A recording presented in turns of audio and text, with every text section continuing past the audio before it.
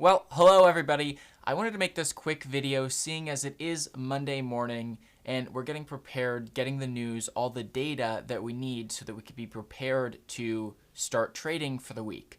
A lot of people always ask me, right? Because they say, what do you do as a hobby? I say, I day trade. They say, I have no idea where I'd even begin trying to day trade.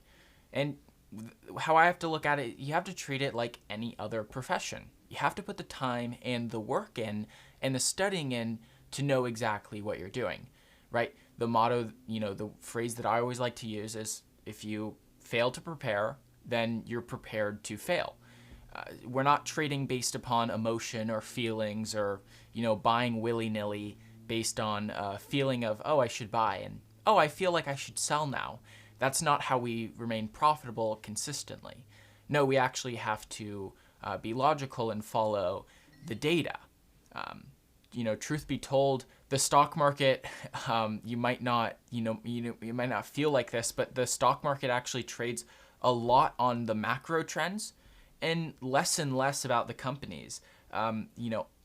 Every year, I think that I look at the market, I see a bit more and more of that macro environment having more of an impact than, say, the earnings of a company or whatever. So I wanted to get into this video this morning so that we can look at, okay, here's the news and the reports that are coming out on a daily basis that I'm looking at that's going to help spur my trades so that I can try to, glean and gain confidence on what direction the market is going to go in that given day, that given hour, so that I can create and build a successful day trade. So without further ado, let's go to our computer here and let's look at what the golden scroll here, FinViz calendar. And this is just finviz.com/calendar.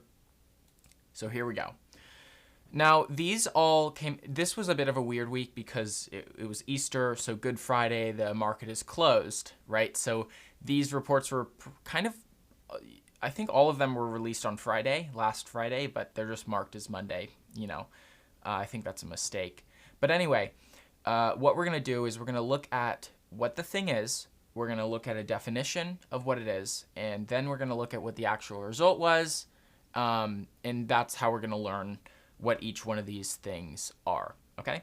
So without further ado, let's jump into it. It's going to be a nerdy session of looking at data, but this is one of the successful ways that you can gain confidence as a day trader, playing it close and trading close to the actual data. Okay, so first off, we're going to look at non-farm payrolls and non-farm private payrolls. Okay, so what is non-farm payrolls? What is a non-farm payroll? The payroll report is a key economic indicator for the net. Can you see that? Let me actually scroll that up here. Okay, that's way better. What is non-farm payroll? It's a monthly statistic representing how many people are employed in the U.S. in manufacturing, construction, and goods companies. Non-farm, right? What is non-farm private payroll?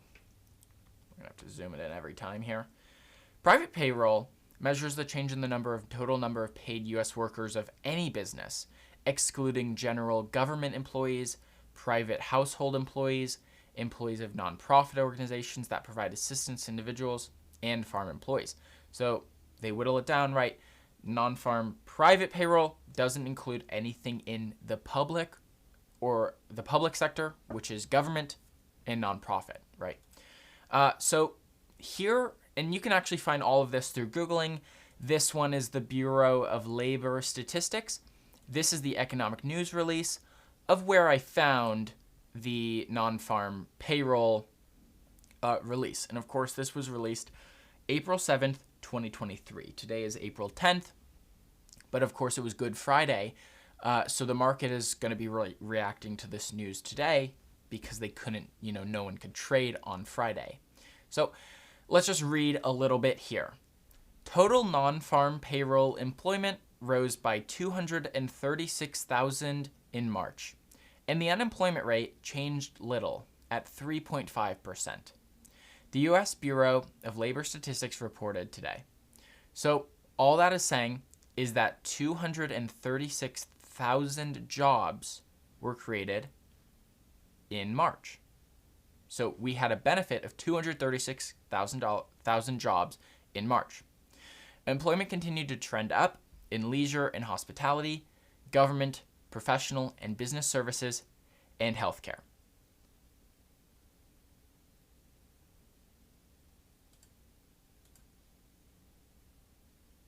And the private payroll data is somewhere in this report too. But yeah, let's generally just think about that for a second, right? Keep it really, really simple. Don't think about all the numbers and the complex report and like all the words here. Very simple. Employment went up. The economy in the U.S. added over 200,000 jobs last month alone, in the month of March. So what does that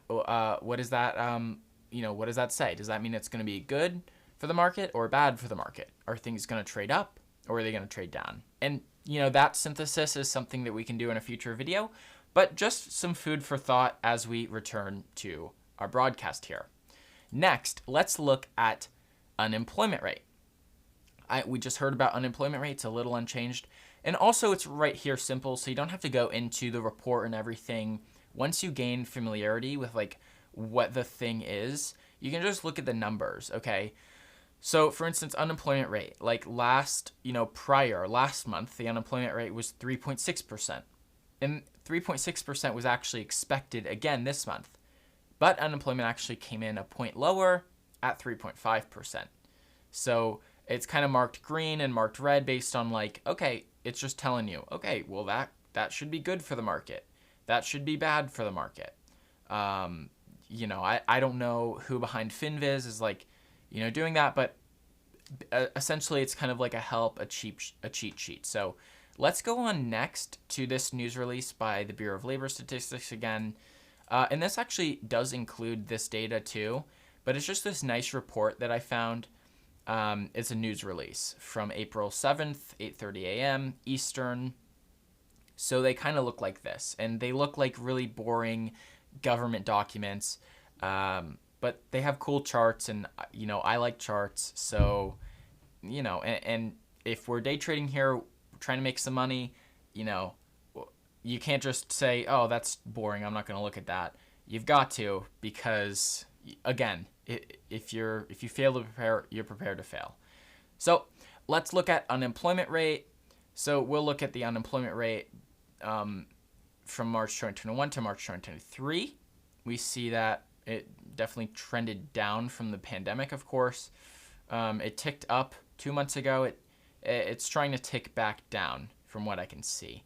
So unemployment rate, again, at 3.5% now in the U.S., which I think is a really good sign. 3.5% is historically, I believe, a pretty good number for unemployment. So next, let's look at average hourly earnings and average work week, right? Cheat sheet here, we can see that average hourly earnings rose 0.3%. They were expected to raise 0.3%, and last month they rose 0.2%. Average work week, average work week hours, 34.4 hours, which is less than what was expected at 34.5 hours. And last month, 34.5 hours as well. So we found the numbers here on the cheat sheet, but if we wanted to go into the actual report, here is how we find it. So we go down here, and this report has a ton of the numbers. So we're just going to scroll down. We're looking at, here's the non-farm payroll data. Here's the non-farm payroll data. Scrolling down. Okay. Let me see here. Did we miss it actually?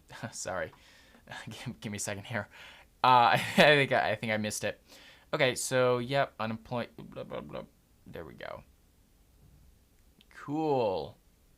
Okay, let me see here. Interesting. Okay. Did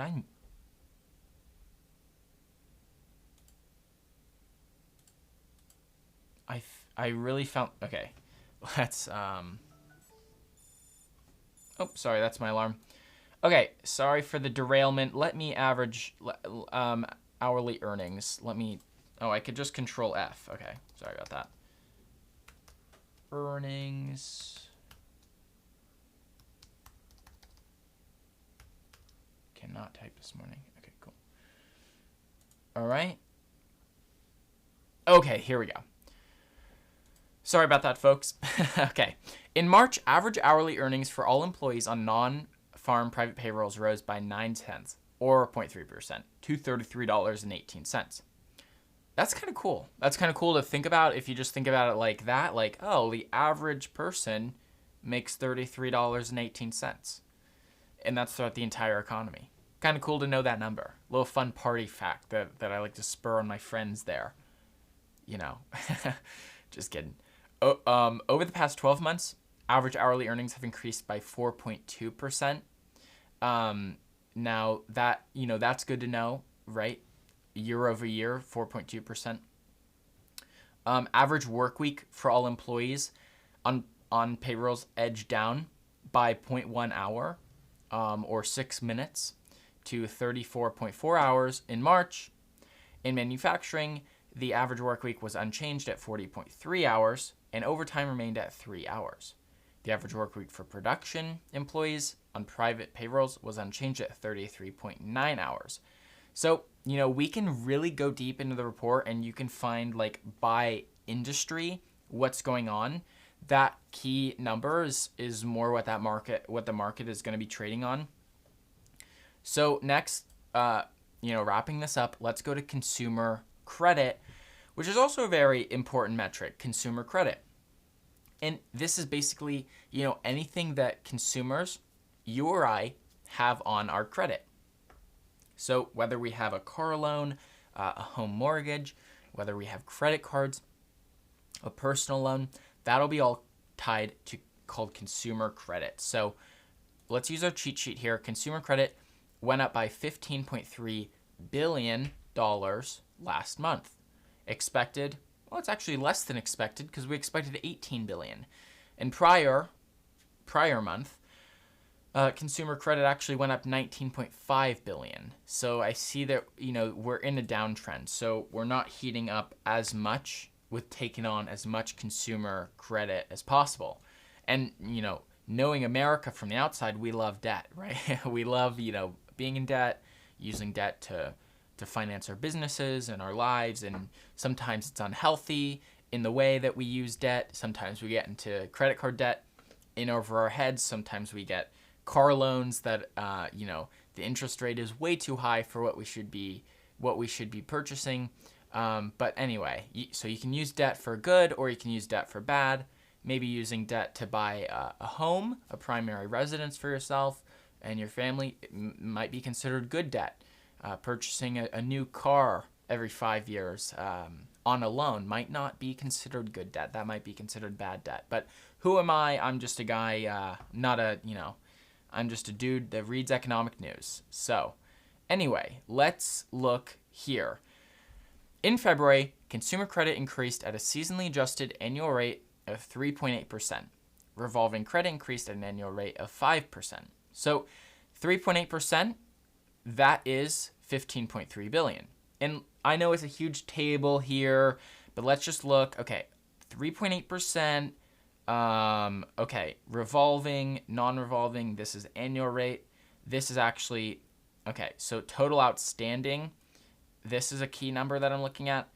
This number is in billions of dollars. So total outstanding last month was $4.8 trillion. And then now it's $4.82 trillion, or 4.805 trillion, 4.82 trillion. So see, that's a difference of 15.3. So we can just see the consumer credit is going up. So let's backtrack. I mean, let's go to 2018 here, 5 years ago. We're only at 4 trillion. So we've gone up $800 billion in consumer credit. To say if that's like healthy or not, I don't know, but that's the number that we're reporting on. So next we're going to look at wholesale sorry, I'm getting my alarm on my watch. Next, we're going to look at wholesale inventories, which is really simple. I mean, wholesale inventories increased 0.1% last month. It was expected 0.2%. And prior, they actually fell 0.6%. So let's just go over to wholesale inventories. And first, let's look at a definition of what it is, just for the audience out there. And it gives me a refresher as well. Wholesale inventories is the level of stock level of unsold inventories that wholesalers hold. The wholesale inventories figure is more significant than the sales figures because high or low inventory levels reflect how strong or weak retail demand is, which determines whether manufacturing production increases or declines. And if your eyes are glazing over, just kind of consider this fact. Put yourself in the shoes and say, hey, I'm going to be an economist today.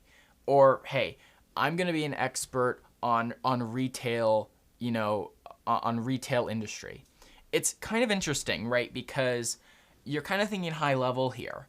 Try to think of like Walmart, for instance, with wholesale inventories. Walmart wants to move product, right? They want to sell their stuff as soon as possible. Now, they have huge freaking stores. They have massive amounts of inventory, right? I don't know. Ballpark guess, maybe they have 100,000 products on the shelf, right? So for every item that they have on the shelf that doesn't sell, that's just sitting, that's costing them money, right? Because they're paying for the warehousing. They're paying for, rent on the building. So what Walmart likes to do is, and other companies, every company, pretty much likes to do this, is they like to keep inventory as low as possible while maintaining the ability to get products for people, right? They want to have inventory. I forget the term, what it's called, but basically they want to have inventory coming in at the same rate that sales are coming in so that they're not just piling up all the stock of the product, right? And this is why in the pandemic, we instantly saw massive shortages of products because wholesalers were shut down. And there's no store of goods in the actual, Walmarts or Targets, right? They're all, depending on the shipping industry churning and just bringing them a trickle of products as they sell them. So that's why we got in really hot water so quickly during the pandemic, because inventories aren't, high. Maybe they have inventory for a few months worth of stuff. Anyway, that's my gleaning of that information. Let's go over here and see if we missed anything. No, so we're pretty good. Okay, so thanks everyone for watching today's video. I hope you enjoyed. Hope you hit that like button and subscribe. Hit that notification bell because I really like making these videos for you guys out there, and I want to continue bringing you key information. So just hit that like button and let me know in the comments if you liked the video. If you want me to include anything in the next one, and I'll see you next time. Bye-bye.